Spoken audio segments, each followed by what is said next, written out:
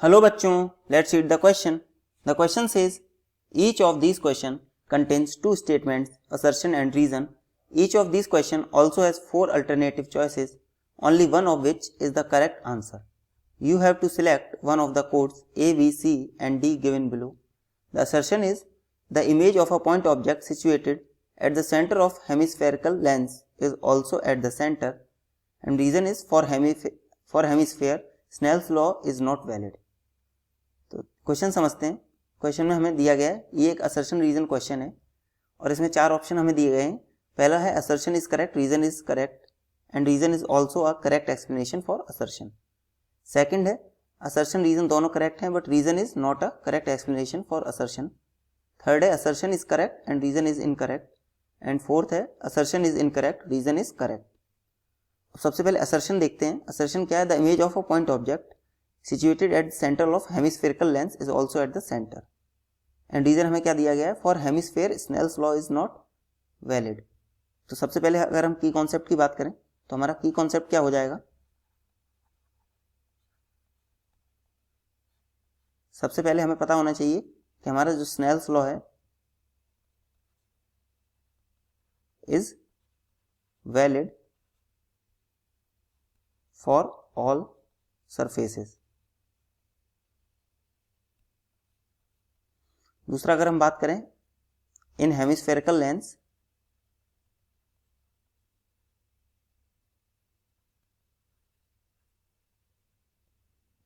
The rays from centre of hemisphere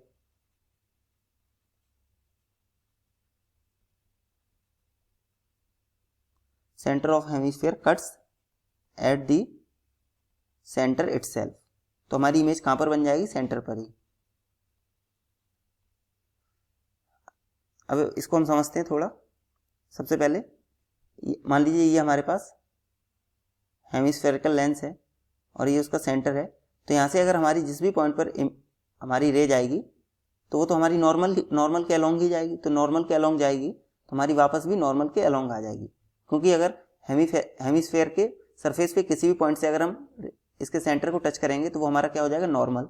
तो normal के along जब रेज जाती है तो नॉर्मल के अलोंग ही वापस लौटेगी। तो इसीलिए हमारी जो सारी रेज हैं रिफ्लेक्ट होने के बाद कहाँ लौटेंगी? वापस सेंटर पे। तो हमारी इमेज भी कहाँ पर बन जाएगी? ऑब्जेक्ट भी हमारा सेंटर पे और इमेज भी सेंटर पे। अब हम असर्शन पढ़ते हैं। The image of a point object situated at the centre of hemispherical lens is also eight the centre. ये हमने अभी देखा है जस्ट। तो ये हमारा असर्शन करेक्ट हो गया and the reason is for hemisphere Snell's law is not valid. तो ये हमारा गलत हो जाएगा क्योंकि Snell's law is valid for all surfaces. Therefore option D is the correct answer for this question which is option C.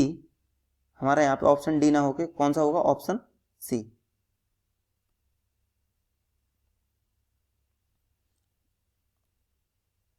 Option C will be the correct which is assertion is correct and reason is incorrect।